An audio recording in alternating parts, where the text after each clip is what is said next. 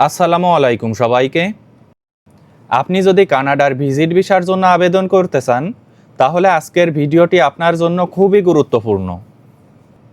আজকে আমি আপনাদের সঙ্গে আলোচনা করব কিভাবে কোনো এজেন্সির সাহায্য ছাড়াই নিজে নিজেই কানাডার ভিজিট ভিসা আবেদন করবেন একেবারে নির্ভুলভাবে।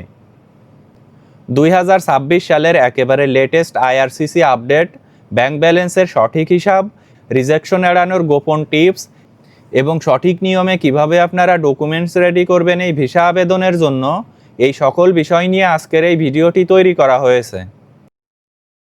আজকের এই ভিডিওটি যদি আপনি শেষ পর্যন্ত দেখেন, আপনি নিজে নিজেই ফাইল প্রসেস করতে পারবেন এবং আপনার ভিসা পাওয়ার সম্ভাবনা অনেক বেশি থাকবে। তো মূল আলোচনা শুরু করি। কানাডা সাধারণত পর্যটকদের জন্য টেম্পোরারি রেসিডেন্স ভিসা প্রদান করে। বর্তমানে সবথেকে বড় আপডেট হলো কানাডা বর্তমানে বাংলাদেশিদের জন্য অধিকাংশ ক্ষেত্রে মাল্টিপল এন্ট্রি ভিসা দিচ্ছে। এই ভিসার সবথেকে বড় সুবিধা হলো এটি সাধারণত আপনার পাসপোর্টের মেয়াদের সমান সময়ের জন্য দেওয়া হয়। অর্থাৎ আপনার পাসপোর্টের মেয়াদ যদি 10 বছর থাকে, তবে আপনি 10 বছরের জন্যই ভিসা পেতে পারেন।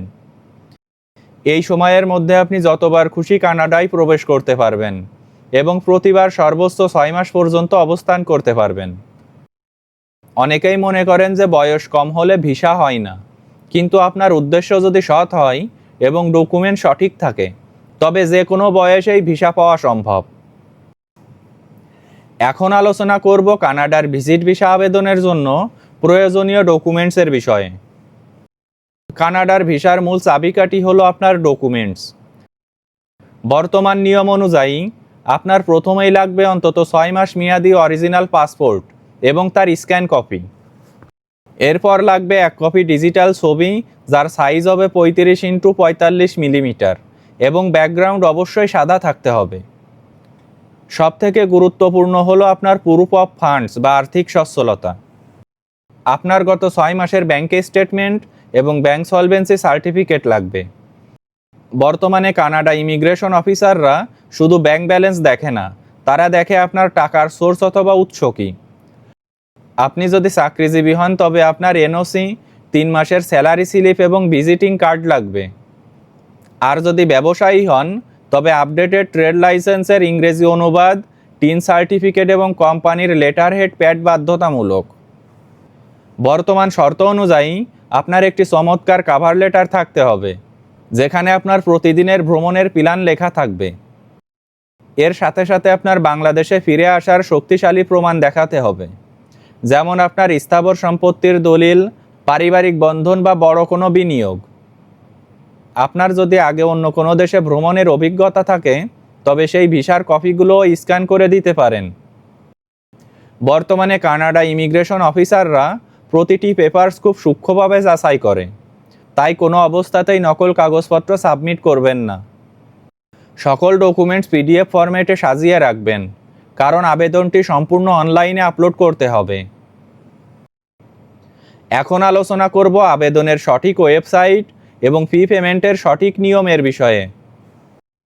আগে কানাডার ভিসার জন্য পেপার অ্যাপ্লিকেশন করা যেত, কিন্তু বর্তমানে এটি শতভাগ অনলাইন ভিত্তিক। আপনাকে কানাডা সরকারের অফিসিয়াল ওয়েবসাইট canada.ca অথবা আইআরসিসি পোর্টালে গিয়ে একটি অ্যাকাউন্ট খুলতে হবে।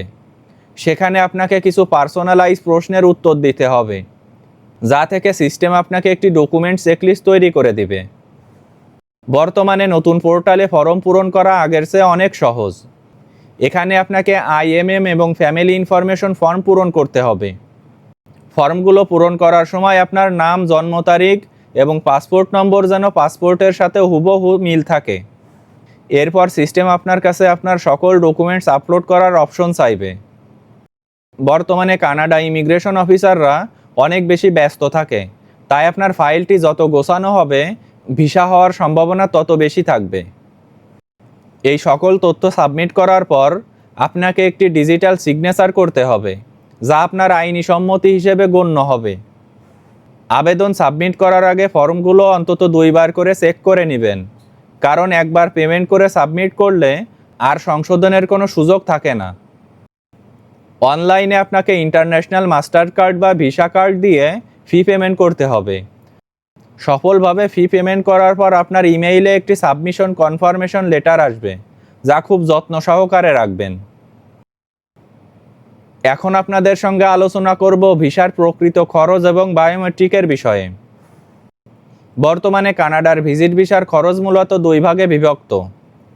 Visa processing fee 100 Canadian dollar এবং বায়োমেট্রিক ফি 85 কানাডিয়ান ডলার, অর্থাৎ সর্বমোট 185 ডলার, যা বাংলাদেশি টাকায় 16 থেকে 17,000 টাকার মতো। ভিসা ফি পেমেন্ট করার পর আপনার পোর্টালে 1-2 দিনের মধ্যে একটি বায়োমেট্রিক ইনস্ট্রাকশন লেটার আসবে। এই লেটারটি দিয়ে আপনার ঢাকার ডেল্টা টাওয়ার বা চট্টগ্রামের ভিএফএস গ্লোবাল সেন্টারে সশরীরে গিয়ে বায়োমেট্রিক এবং ছবি দিয়ে আসতে হবে। বায়োমেট্রিক দেওয়ার জন্য আপনাকে আগে থেকেই ভিএফএসের ওয়েবসাইট থেকে অ্যাপয়েন্টমেন্ট বুক করতে হবে। বর্তমানে আপডেট অনুযায়ী বায়োমেট্রিক দেওয়ার জন্য কানাডা ভিসার প্রসেসিং সময় 48 দিন থেকে 90 দিনের মতো হতে পারে, তবে এটি নির্ভর করে আবেদনের পরিমাণের উপর। অনেক সময় এর আগেও সিদ্ধান্ত চলে আসে। আপনার ভিসা যদি অ্যাপ্রুভ হয়, তবে আপনার পোর্টালে একটি পাসপোর্ট রিকোয়েস্ট বা পিপিআর লেটার আসবে। তখন আপনাকে আপনার অরিজিনাল পাসপোর্ট ভিএফএসে জমা দিয়ে আসতে হবে ভিসা স্ট্যাম্পিং করার জন্য। একটা কথা মনে রাখবেন, বায়োমেট্রিক দেওয়ার পর 30 দিনের মধ্যে কাজ শেষ করা খুব জরুরি, অন্যথায় আপনার আবেদন বাতিল হয়ে যেতে পারে। ইমিগ্রেশন নিয়ম ও ল্যান্ডিং গাইডলাইন নিয়ে এখন আপনাদের সঙ্গে আলোচনা করি। ভিসা পাওয়া মানেই আপনার কানাডায় প্রবেশ নিশ্চিত নয়। আসল কাজ হবে কানাডার এয়ারপোর্টে ইমিগ্রেশন কাউন্টারে। বর্তমানে কানাডা ইমিগ্রেশন অফিসাররা পর্যটকদের কাছে তাদের ভ্রমণের উদ্দেশ্য এবং পর্যাপ্ত টাকার ব্যাপারে প্রশ্ন করে থাকে। যখন আপনি টরন্টো বা ভ্যানকুভার এয়ারপোর্টে নামবেন, আপনার সাথে সবসময় আপনার ভিসা কপি, হোটেল বুকিং এবং একটি রিটার্ন টিকিটের কপি রাখবেন। অফিসার আপনাকে জিজ্ঞাসা করতে পারে আপনি কেন এসেছেন, কতদিন থাকবেন। শান্তভাবে এই সকল প্রশ্নের উত্তর দিন। আপনার পাসপোর্টে স্ট্যাম্প দেওয়ার সময় অফিসার অনেক সময় আপনার থাকার মেয়াদ লিখে দিতে পারে। যদি কিছু না লেখে, তবে আপনি ডিফল্টভাবে 6 মাস থাকতে পারবেন। বর্তমানে কানাডা ইমিগ্রেশন খুব কঠোরভাবে নজরদারি করে যেন কেউ ভিজিট ভিসায় গিয়ে অবৈধভাবে কাজে যুক্ত না হয়। তাই আপনার ব্যবহার এবং উত্তর যেন একজন জেনুইন পর্যটকের মতো হয়।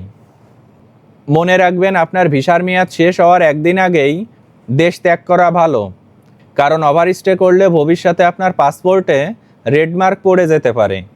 সঠিক এই নিয়মগুলো মানলে আপনার কানাডা সফর হবে আনন্দদায়ক এবং পরবর্তী সময়ে কানাডার যে কোনো ভিসা পাওয়া আপনার জন্য অনেক সহজ হবে। বন্ধুরা, কানাডার ভিজিট ভিসার এই সম্পূর্ণ গাইডলাইনটি আশা করি আপনাদের অনেক উপকারে আসবে। তো আজকের এই ভিডিওটি এ পর্যন্তই শেষ করছি। আমার ভিডিও যদি ভালো লাগে, তাহলে পরবর্তী ভিডিওর জন্য আমার চ্যানেলটি আপনারা সাবস্ক্রাইব করে রাখতে পারেন। ধন্যবাদ সবাইকে।